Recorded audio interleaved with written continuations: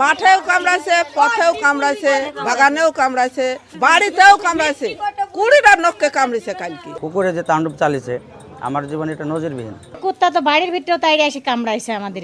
বাচ্চা কাছে স্কুলে যেতে পারছে না, প্রাইভেটে যেতে পারছে না, চারিদিক দিকে ভয়। যদি এর মধ্যে পাগলা কুকুর থাকে, সে একবার কুকুর পাগল হয়ে গেলে পারে সেটাকে অবশ্যই মারা ছাড়া কোনো মারাই না, তাকে পুঁতে ফেলতে হবে এবং তাকে পুড়াই ফেলতে হবে, এমন নিয়ম আছে। কিন্তু পেছন থেকে পাড়ার ভিতরে আইসে এমনি পেছন থেকে আমার পা চাইতে ধরেছে। আমি বলছি আমার কিসে কামড়ালো, আমার কিসে ধরলো, তাই বলে পেছন তাকে দেখছি কুকুর এত নেড়ানেড়ি করছি, তাও কুকুরের পা ছেড়ছে না। আমার পা মনে হচ্ছে কামড়ি ভাঙ্গি ফেলি খাবে। তা গোষ্ঠটা তুলে নিল, দাঁত দিয়ে তুলে নিও, আবার হলো আর এক পায়ে ধরে ফেললো। আর এক পায়ে ধরার পরে পা ওই পাটা ছাড়া দিয়ে এবার লোক হাত দিয়ে ছাড়া দিয়েছে, হাতের ভিতরে মুখের ভিতরে দিয়ে দিয়েছে। কুত্তা তো বাড়ির ভিতরেও তাই এসে কামড়াইছে আমাদের। বাচ্চা কাছে স্কুলে যেতে পারছে না, প্রাইভেটে যেতে পারছে না, চারিদিক দিকে ভয়।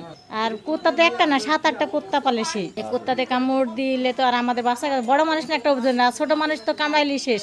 এই প্রথম আমি দেখলাম যে আমার জীবনে এই একটা ঘটনা, যে একসাথে একই দিনে প্রায় 15 জনকে আপনার আহত করেছে। আর কুকুরে যেভাবে আহত করেছে দেখলাম কার একই জন ব্যক্তিকে হাতে, পিঠে, পায়ে এরকমভাবে আহত করেছে। নগদ নিয়ে এলো হার না মানা হার অফার। সর্বনিম্ন 10,000 টাকা রেমিটেন্স নগদে পাঠালে থাকছে স্বর্ণের হার জেতার সুযোগ। ছেলে মানে বসছিল বাইক গাড়ির নিচে, আর কুকুরে পেছন থেকে এসে কামড় দিয়েছে। তাহলে আমরা এখন ডাক্তারখানায় গিয়েছি, ডাক্তারখানায় যাওয়ার পর এখন টাকা পয়সা নিয়ে গেছি, গরিব খুঁজে বুঝে নিয়ে গিয়েছি।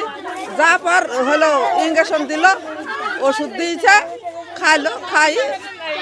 খাই বাড়তে নিয়ে আলো। খামারে আমি বসেছিলাম আর পেছন থেকে এসে কুকুরে কামড় দিয়ে পালিয়ে চলে গেছে। এভাবে অনেকজনকে কামড়াইছে। আমরা হাসপাতালে গিয়ে তো ভ্যাকসিন পাই নাই, অন্য জায়গায় বামুন্দি এক্সট্রা অন্য জায়গায় থেকে ভ্যাকসিন দিয়ে নিয়ে আসছি। ধরেন আমি প্রথমে দাড়ি বাতা চাচ্ছিলাম, পিছনে থেকে আইসি কামড় দিই, কুকুর ঘড়ি তাকে দেখতে যে ঘড়ি কুকুর, আমি তাড়লাম, ও দৌড় মারল। মানে কুকুর আরও মেলাই ছিল, কিন্তু 2-3টি কুকুরের সবচেয়ে ভয়ঙ্কর কুকুর।